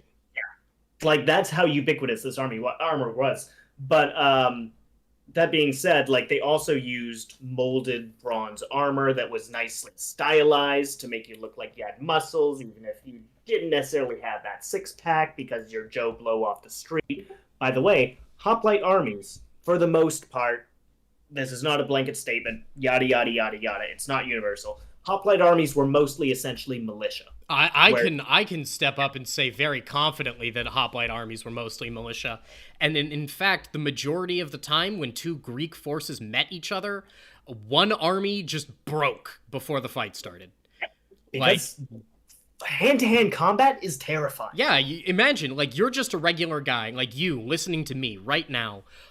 You have been called up. You have to wear your dad's armor, you have to carry his shield and spear, and then you have to walk out and go stab some guy, and then the people standing next to you are also not excited about the idea of going to stab some guy. So you've got an officer standing in front of you going like, step forward. Just step forward, like, go fight them and we'll win. They'll break before we do, I promise. And then one guy starts to like go, nuh-uh, I'm not having it. Would you go fight? Would you step up? So incidentally, I don't want to speak again too authoritatively on this, but Rule talks about Dr. Kanani Knight talks in his book on Greek warfare. The phalanx wasn't a particularly innovative formation. No, it's a block of dudes. It was a bunch of guys who were all packed in, so that way they couldn't necessarily run away. Yeah, routes usually start on the flanks where you can, like, turn and run around the edge of the phalanx. Yeah. Like, they would peel from the outside inwards. That's why the phalanx had to be so deep. It wasn't deep necessarily for tactical reasons, it was deep for reasons of morale. It was to keep the front rank from running away. Yeah, which is why the more experienced flank always had fewer people there. Yep. Because they're much less likely to break. Anyway, long story short, so we're going to be doing a Greek reenactment for live history as well. That one should be coming out. I'd say keep an eye out today, tomorrow, this weekend, sometime around then, and we should have an episode for you. Awesome. In that case, I'm going to turn it over to Christina, who has been doing a wonderful job moderating chat while Chris and I talk. Thank you so much. There was a interesting question in the chat that I think Swedish Mafia had asked, and it's more of a Chris question, unless Sophie can answer it, about whether or not the Greeks wore underwear underneath their arms. I don't know. That's a hard question. I saw that question. I was like, I don't know. Okay, so full disclosure, we do have attestations of underwear existing in the ancient world. And people weren't necessarily just going commando under everything. I mean, I feel like I would invent underwear on my own at some point. Some of the more interesting finds, usually from bogs in Britain, I think. I think there was one found down a well, which is strange. But how'd you get there, pal? Yeah, exactly. Where we found women's underwear a few times. Leather women's underwear that has, survived because it was in an anoxic environment. Leather thongs have always been hot. Yeah, exactly. So so we do have attestations of ancient underwear.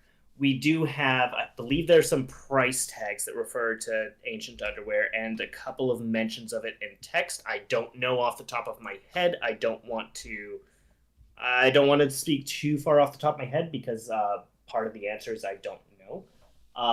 With regards to the Greeks specifically, again, I want to emphasize I don't know, but the chiton didn't necessarily mean it wasn't as short as a Roman tunic, and therefore I don't know that you would have to wear underwear underneath the chiton. Right. Pants were not worn. Pants are for barbarians. Yeah, pants are for barbarians. But considering how much the Greeks glorified nudity, I don't think that they would have a huge issue with not wearing underwear under their chiton. Everyone's just flashing everyone all day long. I mean, that's the way it was. Gotta let it all hang out. Gotta let it hang, Alexander the Great. That's a good one, Swedish Mafia. That being said, horseback riding commando would suck. That would suck. Anyway, yes. So, long story short, that's the answer to the question. It is a rather long way to say we don't know. We got a donation here in chat that what was Greek fire made of? So, if that's a question for you. That's a question for me. Yeah. The answer is naphtha, oil, tree resin. So the Byzantines had a possession in the Chersonese, which everyone is probably familiar with by now. It's a little peninsula by the Sea of Azov. It has several naturally occurring petroleum and oil wells that are just kind of on the surface, like tar pit style. They would harvest naphtha from there. They would also harvest tree resin. What was Greek fire made from exactly? We don't know. We know that Greek fire burned on water and that it was very sticky, and that we here in the modern age, not myself, but military people, have created similar substances, and historical recreations have approximated what Greek fire probably was, but the exact recipe is just lost, unfortunately. Yeah. I would like to note for those listening, Chersonos is not modern day Kherson. It is where modern day Sevastopol is. Yeah, it's on like the tip of the peninsula. On the tip of the Crimean Peninsula. Yeah, on the tip of the which would be, I just know it as Kherson. Which is just the old Greek name for it. Yeah, but it's really, really quite interesting. The modern city of Kherson is not where the Chersonos, the ancient Greek colony was. Sorry, I just had to know. Yeah, no, that's an important distinction, because if people are thinking it's in a different place, then that's wrong. So, that matters. But anyway, back to Christina. Hi. Hi. What are you working on?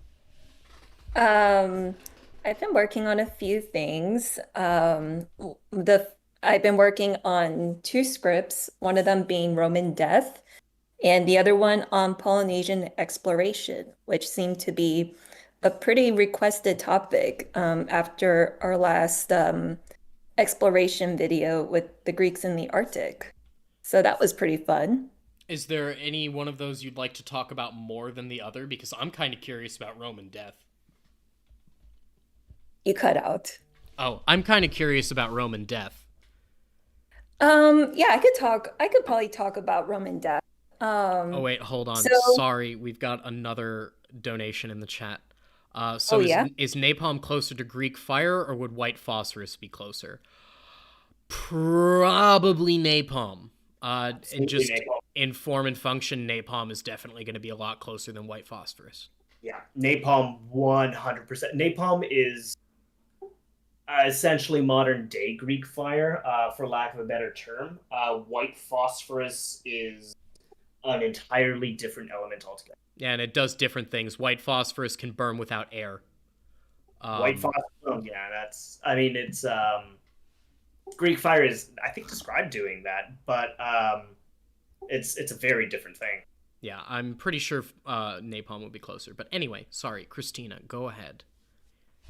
Yeah, so basically everyone dies. No surprise. But Spoilers. the Romans were, yeah, I know, right? But the Romans were aware of this. I mean, Rome was a city reputed for its violence, pollution, uncleanliness. So death was never really a private matter because it was omnipresent.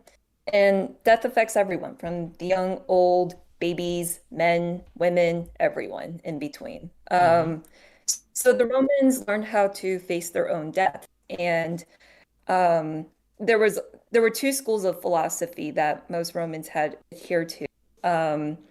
And philosophically, death was inevitable, and its inevitability should motivate people to live a virtuous and meaningful life.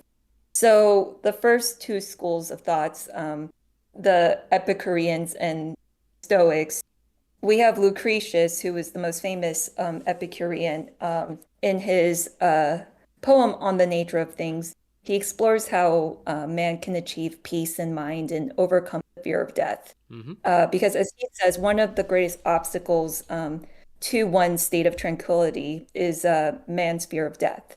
Stoicism, which Seneca was among the most prominent, offered a more optimistic perspective on death and dismissed the underworld as nonsense and suggested that the soul might, but will exist freely without the body. Sorry, And you cut out on after soul. You said the soul might what? the soul might survive death, but it will exist freely without the body. That was the Stoic belief about Okay. death. Cool. And so Seneca, who was ordered on, he worked for Nero. He was, believe his tutor, if I'm remembering this correctly. I'm sorry, it's very late here. Oh yeah, it is. God, it's got to be like, Christina, you can just go if you want. It's got to be like midnight for you. It's about to be, but I can finish this. So basically, Seneca, he was a proponent of accepting death and accepting death, facing it, and preparing for it, and not so much on what happened after death, because it doesn't matter. When you're dead, you're dead. So when he was ordered to kill himself on the orders of Nero, he did so rapidly, which, I mean, that is very clear. He just took it as he did and, did his thing, and that was it.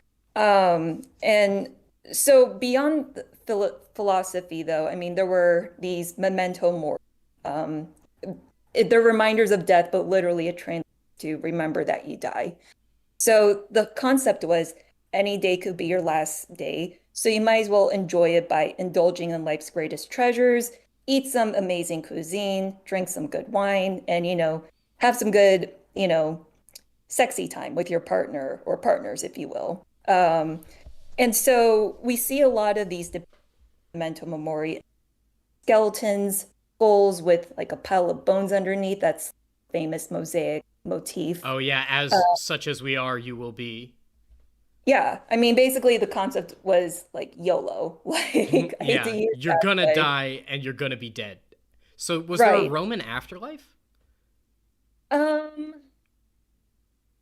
of. My memory is a little rusty on this because it's been a while since I've looked at it. But I mean, there wasn't like a heaven and hell necessarily, but I mean, there was like a concept of the underworld, but that's all I can really speak on that right now. But yeah, I mean, the Romans were very much aware of their own mortality. They faced it however they could. They understood what was coming, and they took ample preparations in preparing for their inevitable. But I mean, most importantly for them was making sure that their descendants, if they had any, taken care of, and funding the funerals, because funerals were, and the process you of, cut out entirely after funerals. oh boy. Yeah, so funerals were a pretty costly, and so the Romans took ample time and preparation, especially if they were early, to prepare for them. And I mean, they wrote up wills and last testaments. Some joked that the only time a Roman ever told the truth. Some joked that the only time a Roman ever told the truth was in their will? Yeah.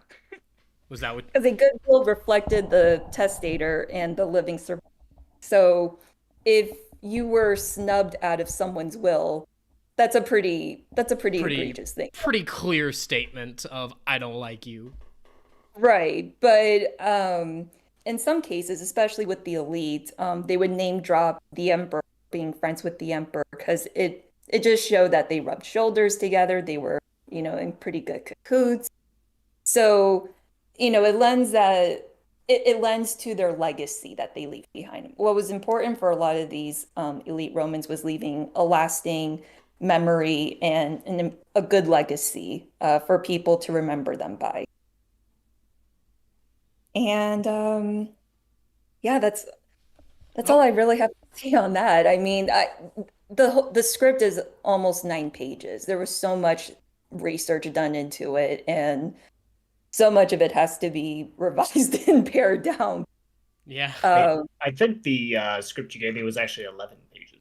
Oh, God, my bad. 11 pages. 11. Christina, I'm impressed. Yeah, I sort of went to town on that one. Um, but yeah, it's a fascinating topic, and it differs from Greek death and everything, but that's a video and discussion for another time. But yeah, it's just interesting to see how the Romans really thought about death. And even if you were poor, you could still have a funeral to a degree. I mean, if you were part of a collegia, couldn't afford everything that went with the funeral, you could give someone a basic funeral. Yeah. For the soldiers, however, and this is something Chris is probably going to or that's going to go in the the video that Chris has been working on Death when of a a Roman soldier. soldier dies. Dying on the battlefield, alone without your family. That was a pretty bleak prospect, because for the most part, to have a good death, you would die, surrounded by your friends, family, and in the comforts of home, not necessarily, you know. You cut out, so you were saying death on the battlefield was very bleak, and Yeah, without your because family, you're alone. yeah, for the Romans, they had concepts of good deaths and bad deaths. To have a good death, you died comfortably at home with the comforts of home and family around, take care of you, to, administer last rites, and to do those sort of rituals that went along the moment you died. Whereas on the battlefield, you didn't really have all that. And so it was something that most people did not want to do. They didn't want to die. Yeah, you don't want to Um, die a warrior's death because that's painful and it sucks. yeah, and that's the Also, other it's, thing. it's very sudden, and you don't have your stuff together.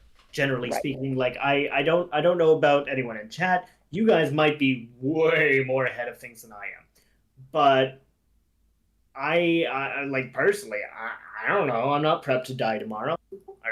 I'm not. Yeah, I'd I know really that rather really not, want to, personally. but like I don't feel like dying tomorrow. I've got too much to do. But I have so Right. much to do. Yeah. Yeah, we got too much going on. Too Yeah. many things to So go to. yeah, long story short, I mean, not necessarily you don't want to die on the battlefield. But you don't want to die on the battlefield, going all the way back to what Christina was saying, just simply because it would be, to put a little bit of a funny spin on it, it would be really inconvenient for everybody else in your life. Right. Man, you guys are No. going wild in the chat. What's all this about apocalypse? I think someone's pushing conspiracy theories about the tribes of Israel in Spain. I think I saw saw. I saw someone equating the name Saxon to something, and I would just like to point out the Saxons were named for the Seax, Seax, which is a long knife that Saxon men traditionally wore.